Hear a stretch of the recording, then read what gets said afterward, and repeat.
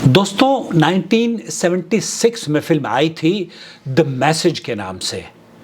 इसे मुख्तलिफ़ ज़ुबानों में तर्जुमा किया गया, अरबी में भी उस फ़िल्म को बनाया गया था और उस फ़िल्म को सिर्फ़ अरबी, उर्दू और इंग्लिशी में नहीं बल्कि पूरी दुनिया में मुख्तलिफ़ ज़ुबानों में तर्जुमा करके दिखाया जाता है। ख़ास तौर पर जब नया साल आगाज़ होता है ना, हिजरी साल, तो उस मुहर्रम के महीने में इसको बड़े बड़े चैनल्स पर लॉन्च किया जाता है और मुसलमान बड़ी अक़ीदत से बाजमात बाकायदा बावज़ू होकर इसे देखते हैं। आज आपकी खिदमत में इस मुख्तसर सी वीडियो में चंद चीज़ें, ये चंद वो गलतियाँ जो कि निहायत ही ख़तरनाक गलतियाँ हैं, जिसका ताल्लुक़ तारीख़ से है, जिसका ताल्लुक़ हदीस से है, जिसका ताल्लुक़ अक़ीदे से है, जिसका ताल्लुक़ इस्लामी तालीमात से है, वो आपके साथ शेयर करना चाहता हूँ इस उम्मीद पर कि इस वीडियो को देखने के बाद आप दूसरों के साथ ज़रूर शेयर करेंगे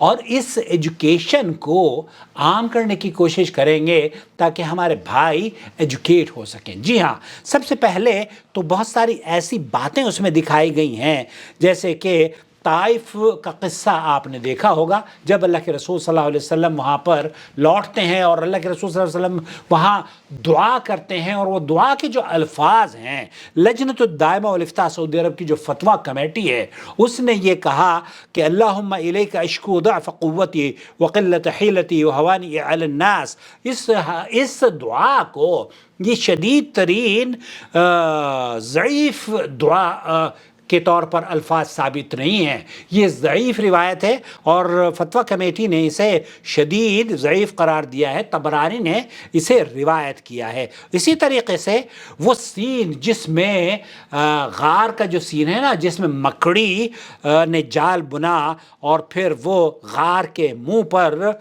बैठकर उसको आपने देखा होगा कि फिर अबू बकर और उमर को कहा जाता है, अबू बकर और नबी करीम सल्लल्लाहु अलैहि वसल्लम अंदर हैं और गार के मुंह पर, और फिर वो इसी तरीके से कबूतर का भी किस्सा बयान किया जाता है। तो ये जो किस्सा है और ये जो सीन है ये बेबुनियाद है, इसकी कोई दलील नहीं है। इसी तरीके से जब मदीना मुनव्वरा में लोग पहुँचते हैं तो आपने देखा होगा मदीने में दाखिल होते वक्त लोग, औरतें और मर्द वहाँ पर नाच गा रहे होते हैं और कह रहे होते हैं तलाअल बद्र अलैना, वो नशीद जो कि आम तौर पर पढ़ा जाता है। शेख सालेह अल फौज़ान ने इस सिलसिले में बताया कि ये मन घड़त है, ऐसी कोई बात नहीं थी, बल्कि ये झूठ पर मबनी कहावत है और इसका तो ताल्लुक़ दरअसल होना ही नहीं चाहिए था।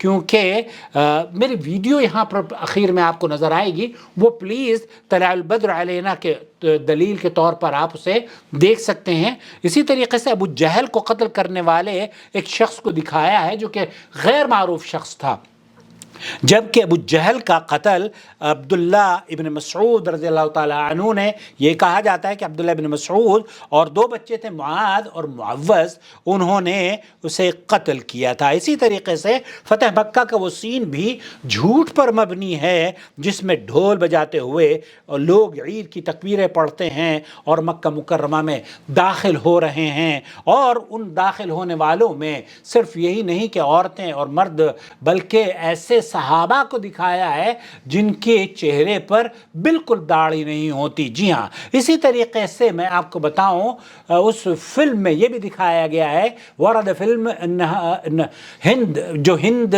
बिन्त उतबा किसी वहशी से ये एग्रीमेंट करती है कि तुम अगर हमज़ा इब्न अब्दुल मुत्तलिब रज़ियल्लाहु ताला अन्हु को कत्ल कर दोगे और तो उसके बाद मुझे बताना और मैं उस एक तो तुम्हें बहुत मालामाल कर दूंगी और दूसरे ये मैं उनका सीना चाक करके उनका कलेजा चबाऊंगी। और कच्चा कलेजा खाने की उसने जो मन्नत मानी थी, वो ये कहते हैं कि उतबा ने या हिंद बिन्त उतबा ने उसे पूरा भी किया। हालांकि इसको सिर्फ बयान किया जाता है, इसकी कोई हैसियत नहीं है। वरद फिल फिल्म इन हिंद बिन्त अब्द उतबा रज़ियल्लाहु ताला अन्हा अकेलत कब, फिर वही बात दोबारा से जब जिक्र की जाती है तो इसका सनद और मतन न जाने कहाँ से लेकर आए हैं।